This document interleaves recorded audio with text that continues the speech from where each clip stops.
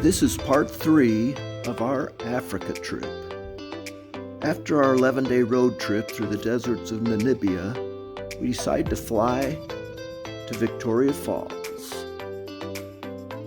And rather than camp, we stayed in the Elephant Hills Resort. On the grounds, we met some of the residents. Kelly got close to this warthog. But then it was on to Botswana, Chobe National Park, where we enjoyed a boat ride and saw lots of animals, including the elephants, Cape buffalo, and of course Kelly had to celebrate it. But it was just a spectacular experience. As you'd ride along, you'd see different herds of elephant, Cape buffalo, more elephants, Nile croc, more elephants, another Nile croc. And then what's this that popped up? It's a monitor. But then more elephants. There's just something cool about seeing an elephant in the middle of the desert. And then right next to that desert is a lake. And in that lake, suddenly a herd of hippos. After the boat ride, we actually took a jeep across land.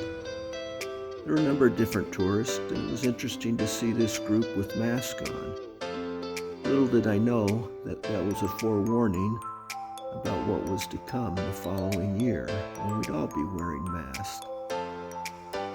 But between the boat ride and the jeep tour, it's just a spectacular sight. You get an opportunity to see a variety of different animals.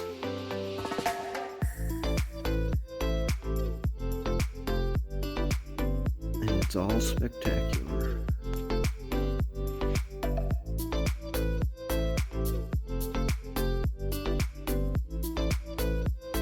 Like many of our excursions, we booked the Chobe National Park tour on the internet prior to our trip to Zimbabwe or Victoria Falls.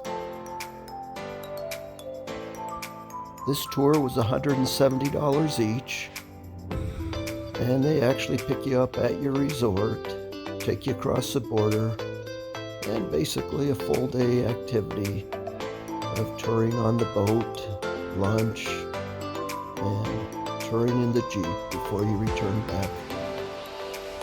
But just a spectacular, wonderful opportunity to see the wildlife. And one of many, I'll call tours that you can book before you go to Zimbabwe or Victoria Falls.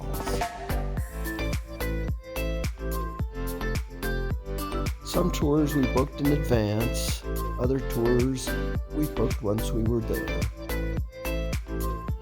Because Victoria Falls is on the border of several countries, Zimbabwe, Zambia, Botswana, when you arrive at the airport, you need to make sure you get the visa that allows you entry into each of those countries. Because if you explore much at all, you'll have multiple border crossings. If you notice what appear to be rocks in the water, you need to look a little closer. Those are actually all hippos. The next day, we decided to walk to the Croc and Snake Park. Okay, Cape buffalo, the most unpredictable animal in the world, and Jerry Fife. Cape buffalo, Jerry. Oh good, they're moving away. We were too cheap to pay for a ride to the snake park, but it was only about a mile from our resort, So we made the walk over there, and it did save us about $10. We saw the many different snakes, and we had an opportunity to hold some Nile crocodiles. Always a lot of fun. Next time, maybe we'll get to hold a bigger one. Ha.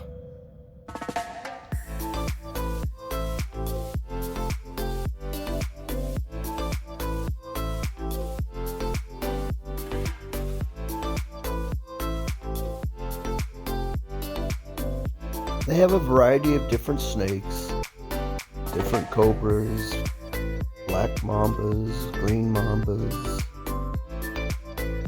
and it's actually quite interesting to see, even the African bullfrog.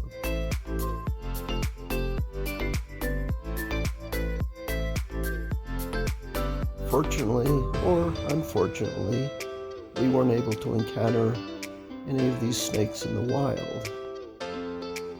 So at least we got to see them. Though I guess I could say we did find one snake on the road there.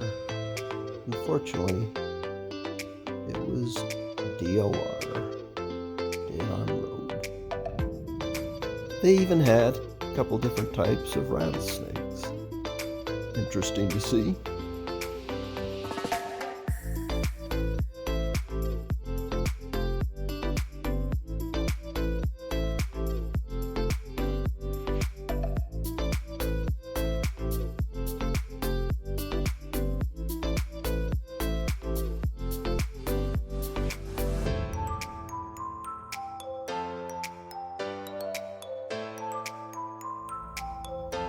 And it was cool to see a puff adder, one of the species I've actually seen in the wild.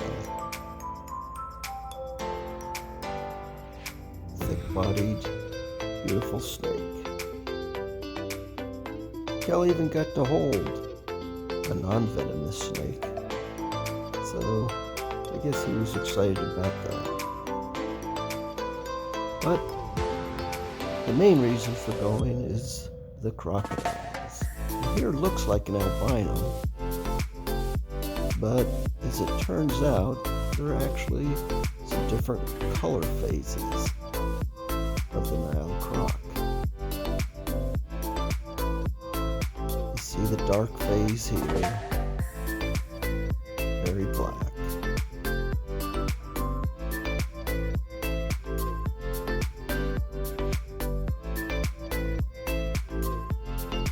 In this photo, you see the light phase along with the dark phase.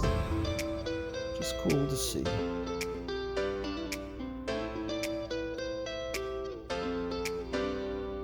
But we took a million crocodile pictures comparing the dark and the light. And then it was back to our resort, chasing warthogs.